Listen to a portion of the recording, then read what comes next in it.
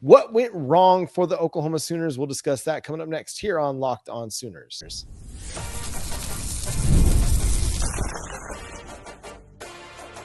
You are Locked On Sooners, your daily podcast on the Oklahoma Sooners. Part of the Locked On Podcast Network, your team every day. Once again, thanks for making Locked On Sooners your first listen every single day. Shout out to all the everydayers out there. Tune in and subscribe to the show wherever you get your podcasts. We're part of the Locked On Podcast Network, your team every day. And we have an important request. Locked On wants to hear from you. We've put together a survey to learn more about our listeners and make your favorite podcasts even better. This is your chance to tell us what you like, what you don't, and answer questions about our advertising. Go to lockedonpodcast.com/survey to get started. Everyone who completes the survey will be entered for a chance to win one of 10 $100 Amazon gift cards. Again, that's lockedonpodcast.com/survey. You can also find the link in the show notes. Thanks for helping us out here on the Locked On Network. Jay, what went wrong against Illinois State? First, on the offensive side of the ball, it was the running. We produced 100 yards rushing in this game. Now, granted, this is similar. This has happened in the past. It's okay. But we still don't have an answer at who's going to be leading the way in the running back room. You had Tory Blaylock, who was actually extremely solid when he played. 8 carries for 44 yards.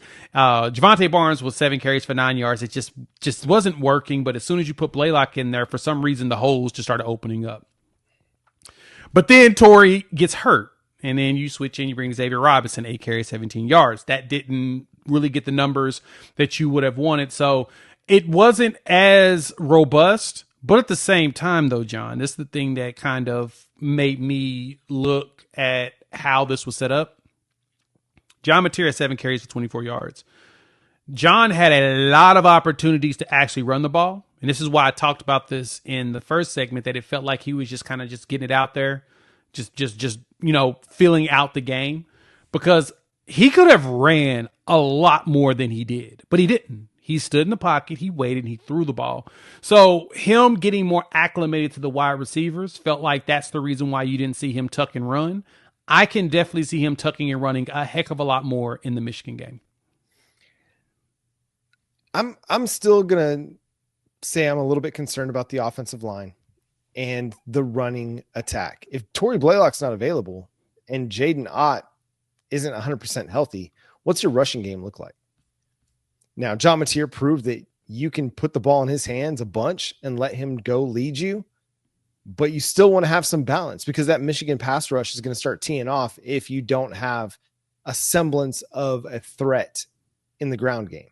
So to me, there's still very much improvement mode. We came into the season thinking the Oklahoma offensive line had a big prove-it season ahead of them.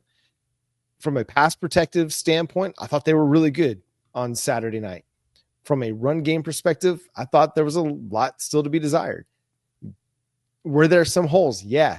But this was one of those games that, even though you were going with a vanilla playbook, you were going with a very basic run concept situation, you still probably should have been a little bit more consistent. And yes, Tory Blaylock made them look more consistent because of his vision, his ability to get skinny and get through some of those holes that were there. But it didn't work for Javonte. It didn't work for Xavier Robinson. You've got to find a way to make it work for all of your running backs. And this is where they have to get better. No, they've got to get better, man. The unit has to be better than what it was this week. I got to disagree with you there, because that's not on the offensive line if there's a hole there and you don't hit it.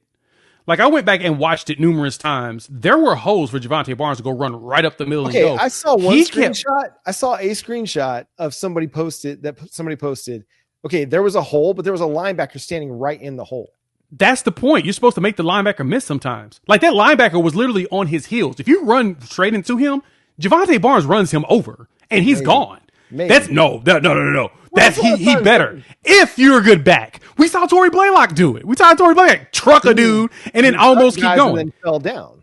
He trucked a couple of guys, and well, of course, they pulled him down. Yes, that's better than running sideways and losing yards. I totally agree with you. But as far as but that's better than losing yards, though. That's my point. Right. Is that you had, if he kept going to the outside, that's what killed me. It was like, dog, go straight. It's right there. No, hit that dude. Listen, I'm with you. He tried to go east-west way too much. He does. They need to get downhill. Help your offensive line out. If it's to go downhill, get downhill. Xavier Robinson, same thing. Get downhill, dude. You are a downhill runner. Don't be trying to go east-west. And yes, they need to be better. And I think the offensive line still needs to be better. No, and I agree with you on that. That they need to be better in general. And I'm just not buying the whole Jayden Ott story right now. I feel like there's something more going on with that than they're letting on. Well, I mean, Brent Venables kind of said what it was. The two guys that were healthy all of fall camp, they rewarded them with the start in this game. Ott had a shoulder injury. Now you got another guy with a shoulder injury. So now we're kind of in two spots. Sure, but why didn't we see Jayden Ott get carries before Xavier Robinson? When Tory Blaylock went down, why didn't we see Jayden Ott then? To me, it's why play a guy when you don't have to? So then, if why he's dealt with injuries before? So then, why have him return kicks? Because you expect him to get no more than one kick returned, in which he didn't return any of them. Okay, then why put him out there at all? Because it's a kickoff. About him getting hurried. No. Even like in the run game, when you finally give him a carry, you throw him a pass. Why get him out there at all if you're not? I don't know. At that point, you've got bodies falling. So at some point, you have no choice. That's my logic behind it. You could have gone back to Javonte Barnes. I mean, did you really go back to Javonte Barnes? But if Jayden Ott's not healthy enough to get the start. But did you want to go back to Javonte Barnes, though? I think that's the point, is that you got to a point where it's like, okay, now we have no choice but to put you out there because we're kind of like falling apart. Right. So I think you probably could have figured something else out if you were concerned that you didn't want to get Jayden Ott hurt in this game. I don't know. The story just feels a little bit more fishy, and I feel like they're maybe trying to save face a little bit. I don't know what the story is, but the whole running back room continues to be a mystery to everybody. I really hope Tory Blaylock is healthy. That would make me feel a lot more confident about what this team is at running back going forward.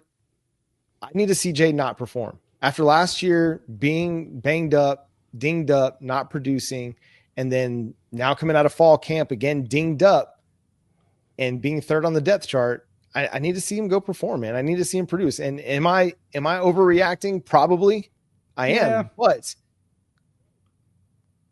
I need to see this guy go perform before we're ready to say, yes, he's an all SEC type player. Because right now, I mean, the one carry he got -3 yards, the one target he got, there was no chemistry or connection between him and John Mateer. So no, I get that. Like, and then the reports coming out of fall camp, the reports coming out of fall camp was that he was out there killing it until he hurt his shoulder. Okay. And then it was like, all right, we're going to pull you out. So we had to sit you for 2 weeks because you have an AC joint sprain, right? Mm-hmm. And with the type of running back that he is, he likes to hit people. It's not a good thing to have whenever you're going into the SEC. So you kind of give him some time to rest. Right. Then he did get back to practice, but again, it's an FCS opponent. You kind of don't need that. Plus, like, you saw a lot of the young players playing out there. You saw, I mean, first off, Jacob Sexton gets hurt 6 plays into the game. Mm-hmm. Then you bring out Baklinko, who wasn't really playing left tackle. Michael Fasusi was. And then you bring in Ryan Fogier, who, as the game progressed, he got better. Yeah. But he wasn't looking very polished yet. But that's a true freshman. That's kind of what you expect. You got to get him in the groove. You know what I'm saying? So To me, the odd thing, I mean, I get everybody's suspicion behind it. I don't see that personally. It feels like it's just maintenance of, why would I put a dude out there who we paid a lot of money to get here, by the way, in a game that and really play him, because multiple hits is where the injuries come in. Right. Taking 1 or 2 here or there, not as much, but we saw with Tory that after about 4 truckings, he got hurt. Yeah. Tory, you don't got to truck everybody, by the way. Like, it's cool. It's great. It got everybody fired up, but yeah, use some of that lateral agility, my guy. No, and my final thing here on Ott is, I would have been fine, honestly, if they just said, we're not going to play him at all, and they went back to Javonte Barnes. Because you're right, man. We don't need to see Jayden Ott against Illinois State. You're absolutely right. This game was never in doubt. There was never in question. if you weren't going to be able to give Tory Blaylock more carries because he was dinged up and you wanted to hold him out, keep him for the rest of the season, you had to spell Xavier Robinson because you were kind of riding him, then go back to Javonte Barnes. Give Gabe Sawchuk some opportunities. Yeah. That's where I'm curious. Why don't we just see Gabe go? Yeah. Give Gabe some run. But I knew Taylor Tatum was still hurt. Mechanic back there and let him run the ball. Actually, that dude, get the ball in my guy's hands any way you want to, please. Actually, yeah, that's actually a really good idea.